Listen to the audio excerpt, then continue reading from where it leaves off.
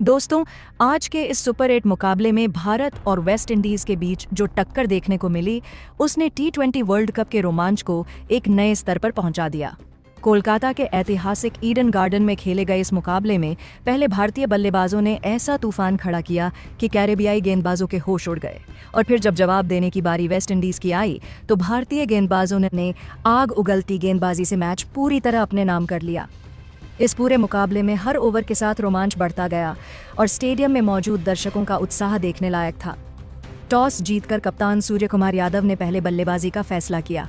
मैदान पर उतरते ही अभिषेक शर्मा और ईशान किशन ने जिम्मेदारी अपने कंधों पर ली। शुरुआत में दोनों ने हालात को समझते हुए संभल कर खेला।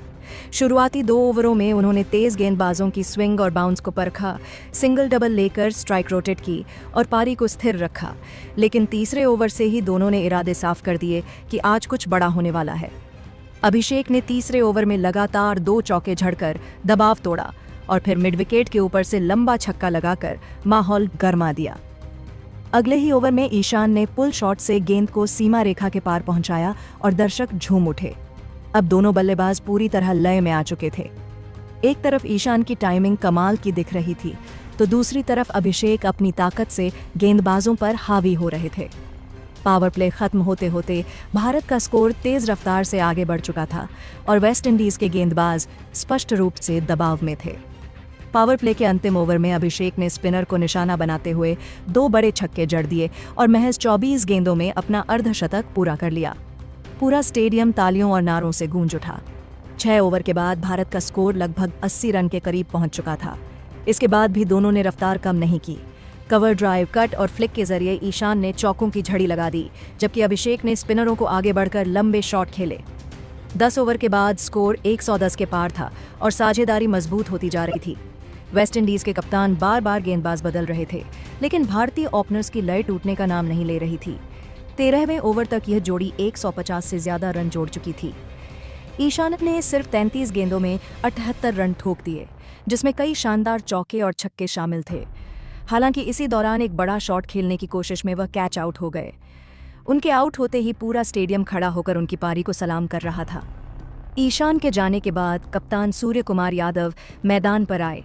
उन्होंने आते ही कुछ आकर्षक शॉट्स लगाए और रन गति बनाए रखी। 15वें ओवर तक भारत 160 के पार पहुंच चुका था। लग रहा था कि टीम आसानी से 230 से 240 के आसपास पहुंचेगी, लेकिन 17वें ओवर में मैच ने अचानक करवट ली। पहले सूर्य कुमार बड़ा शॉट खेलने के प्रयास में आउट हुए और अगली ही गेंद पर तिलक वर्मा भी बिना खाता खोले पवेलियन लौट गए। लगातार 2 झटकों से एक पल को स्टेडियम में सन्नाटा छा गया। अब क्रीज पर अभिषेक के साथ हार्दिक पांड्या थे। दोनों ने जल्दबाजी न दिखाते हुए पहले सिंगल डबल से पारी को संभाला। 18वें ओवर में अभिषेक ने फिर से आक्रामक रुख अपनाया और एक चौके के साथ 2 दमदार छक्के जड़ दिए। वह अपने शतक की ओर बढ़ रहे थे और दर्शक हर गेंद पर सांसें थामे बैठे थे। 18 ओवर के बाद स्कोर 220 के पार जा चुका था, लेकिन 19वें ओवर में बड़ा शॉट लगाने की कोशिश में अभिषेक 91 रन बनाकर आउट हो गए। उन्होंने 45 गेंदों में शानदार पारी खेली और टीम को मजबूत स्थिति में पहुंचाया। अब अंत के ओवरों में जिम्मेदारी हार्दिक पांड्या और शिवम दुबे पर थी। शिवम ने आते ही इरादा जाहिर कर दिया और दूसरी ही गेंद पर छक्का जड़ दिया। पांड्या भी पीछे नहीं रहे। अंतिम 2 ओवरों में दोनों ने मिलकर 40 से ज्यादा रन बटोर लिए। आखिरी ओवर में पांड्या के बल्ले से लगातार बाउंड्री निकली। उन्होंने सिर्फ 18 गेंदों में ताबड़तोड़ अर्धशतक पूरा किया और टीम को 20 ओवर में 267 रन के विशाल स्कोर तक पहुंचा दिया।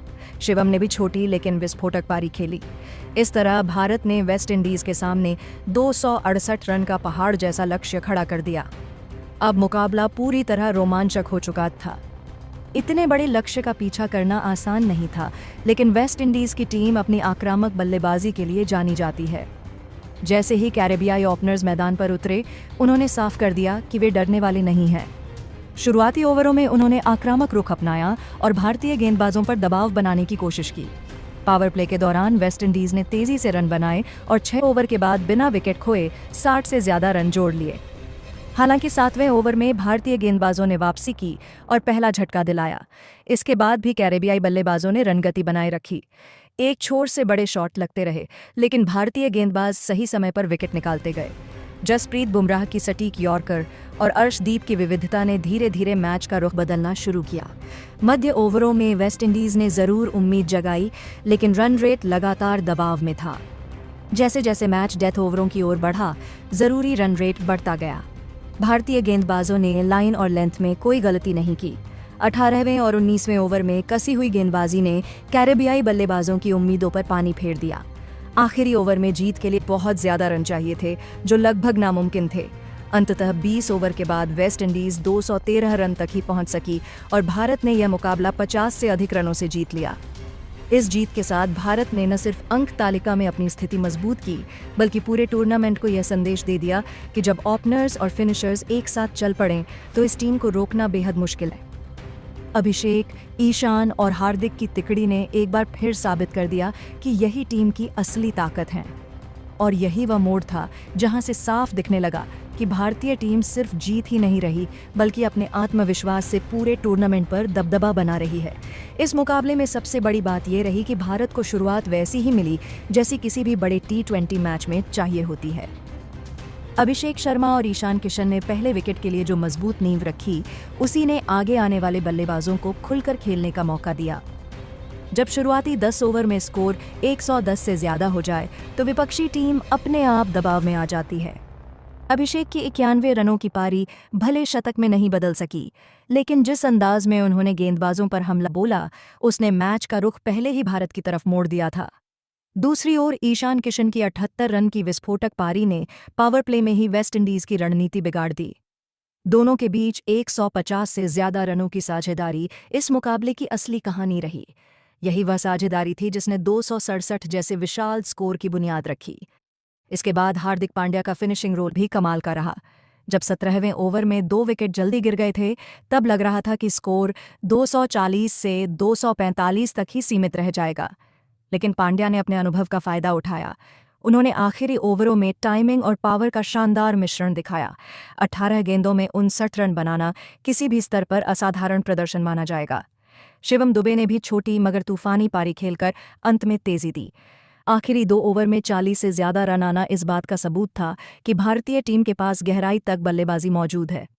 अब अगर वेस्टइंडीज की पारी की बात करें तो उन्होंने शुरुआत बेहद आक्रामक की।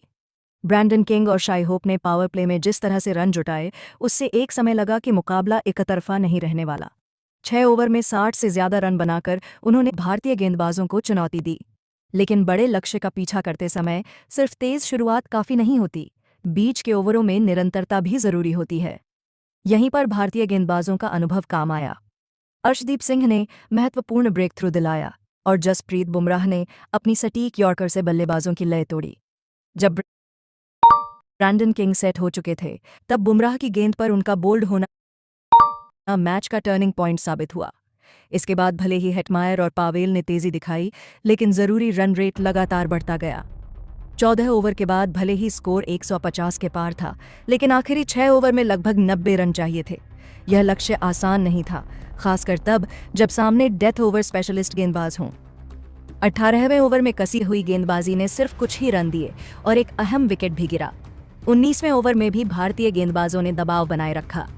आखिरी ओवर में 25 से ज्यादा रन की जरूरत थी, जो T20 में भी लगभग नामुमकिन मानी जाती है। वेस्टइंडीज ने संघर्ष जरूर किया, लेकिन 20 ओवर में 213 रन तक ही पहुंच सकी। इस तरह भारत ने 50 से अधिक रनों से मुकाबला जीतकर सुपर 8 में अपनी स्थिति बेहद मजबूत कर ली। यह जीत सिर्फ एक और मैच जीतने की कहानी नहीं थी, बल्कि यह संदेश था कि टीम इंडिया इस टूर्नामेंट में पूरी तैयारी और आत्मविश्वास के साथ उतरी है।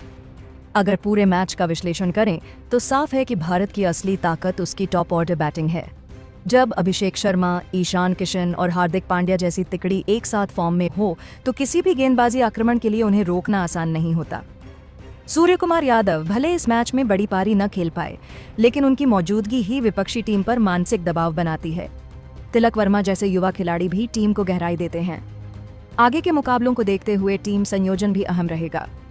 अगर टीम में एक अतिरिक्त फिनिशर या ऑलराउंडर संतुलन बनाए रखता है, तो भारत की बल्लेबाजी और भी खतरनाक हो सकती है। सबसे सकारात्मक बात यह है कि खिलाड़ी सिर्फ व्यक्तिगत प्रदर्शन नहीं कर रहे, बल्कि टीम के लक्ष्य को प्राथमिकता दे रहे हैं। शुरुआत से लेकर आखिरी ओवर तक ऊर्जा और आक्रामक सोच बरकरार रही। गेंदबाजी विभाग की बात करें तो डेथ ओवरों में अनुशासन ही जीत की कुंजी बना। बड़े लक्ष्य का बचाव करते समय घबराहट होना स्वाभाविक है, लेकिन भारतीय गेंदबाजों ने संयम बनाए रखा। सही समय पर विकेट निकालना और रन गति पर नियंत्रण रखना, यही अंतर साबित हुआ। कुल मिलाकर मुकाबला टी20 क्रिकेट का बेहतरीन उदाहरण था। तेज शुरुआत, मध्य ओवरों का संघर्ष और अंत में शानदार फिनिश। भारत ने दिखा दिया कि अगर टॉप ऑर्डर नींव मजबूत रखे और फिनिशर अंत में तेजी दे तो 260 से ऊपर का स्कोर भी संभव है और उसका बचाव भी। अब सवाल ये है कि क्या यही फॉर्म आगे भी जारी रहेगी? अगर अभिषेक, ईशान और पांड्या इसी लय में बने रहते हैं तो टीम इंडिया को हराना किसी भी टीम के लिए आसान नहीं होगा।